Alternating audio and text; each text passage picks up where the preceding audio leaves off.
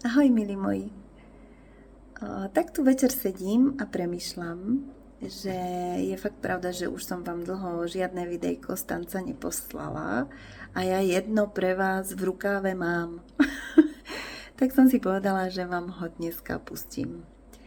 A pozvem vás, aby ste si so mnou zatancovali. Vnímam to veľmi silno teraz v tomto období, pretože veľa premyšľam a zacítila som, že mnohí z nás žijeme vlastne v takom akoby zaseknutí v tom našom myslení. A to niekedy spôsobuje to, že máme rozdelené to telo tak na dve časti, hej, že hlava a telo. A teraz hlava si stále myslí, že vie spracovávať všetko, aj to, čo sa v našom živote deje, ale ona sa v tomto trošinku mýli, pretože všetko, čo sa v našom živote deje, cítime vo svojom tele. A zároveň všetko, čo si tá hlava myslí a predstavuje, to my žijeme v našom tele. A tak si predstav, že ten zaseknutý stres, zaseknuté myšlienky, strachy, predstavy, ale aj plány a potenciál zaseknutý v hlavičke dostane možnosť sa predrať cez ten krk do celého tela, hlavne cez srdce a začneš to v celom svojom tele, v jeho vrodenej, prirodzenej múdrosti a inteligencii cítiť a prežívať. Poviem to takto. Pohyb. Schválne nehovorím slovo tanec, pretože tanec niekedy v nás spôsobuje ten pocit, že sa zasekneme. Môžeš si z toho spraviť tanec, keď chceš, keď nemáš nič proti tancu. Ale viem, že niektorým ľuďom povieš, že tanec a už je zle. Tak nenúď sa do tanca, poď do pohybu, poď počúvať to, čo ti tvoje telo povie, keď mu dovolíš pohyb. Čo zacíti, akú emóciu prežije, nesúď ju, nesnaž sa ju zmeniť, nesnaž sa ju vyliečiť, vyriešiť, pochopiť. Proste ju len nechaj zažiť vo svojom tele. A keby to bolo krásne, keby sme sa dokázali uvoľniť a otvoriť sa múdrosti a vedeniu našich emócií. Ja naplno vo svojom živote potom túžim, pretože telo je veľmi múdre. Vedomie celého tela sa nedá porovnávať s tým, čo si my len myslíme. Takže, milí moji, následný tanec, poďte skúsiť rozobudiť v sebe to, čo tam už veľmi dlho čakalo. Nech sa vám dobre darí.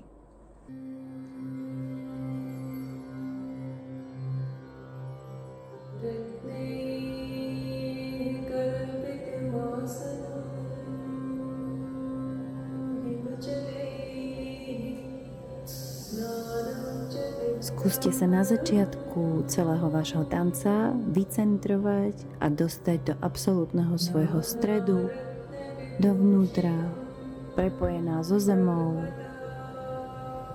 nohami pevne na zemi. Môžeš si aj viacej rozkročiť nohy, aby si cítila pevnosť svojho postoja. A skús rozvlniť celé svoje telo. Môžeš si predstaviť, že tvoje ruky sú ako také dva krásne, živé hady alebo lietajúce draky.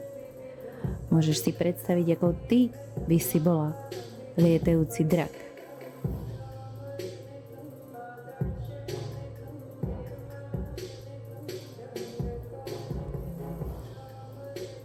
Skús si predstaviť, že niekde v tvojom tele, v strede, je stredová os.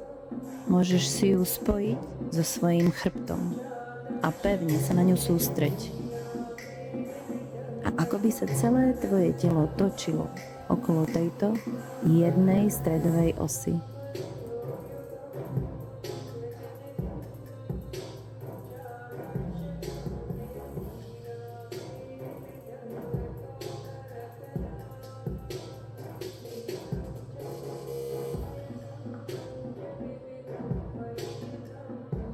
Znovu si pripomeň pohyb hada, ktorý vie byť pomalý, jemný,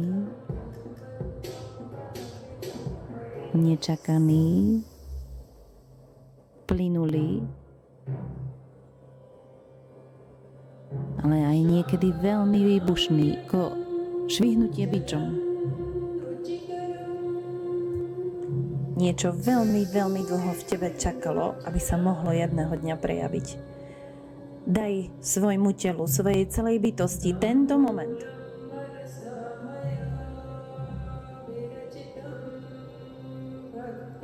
A nechaj to, čo sa potrebuje prejaviť, nech sa prejaví teraz.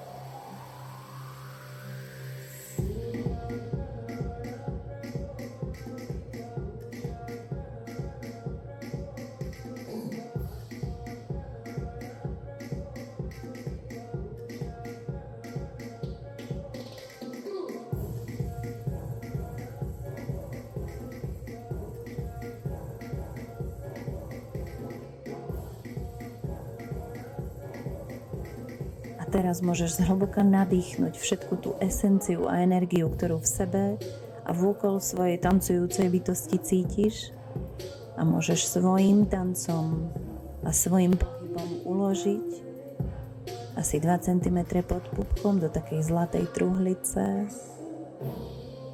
zásobu tvojej krásnej, božskej energie pre teba a pre tvoj život.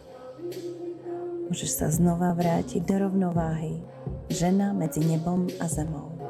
Posvetná bytosť.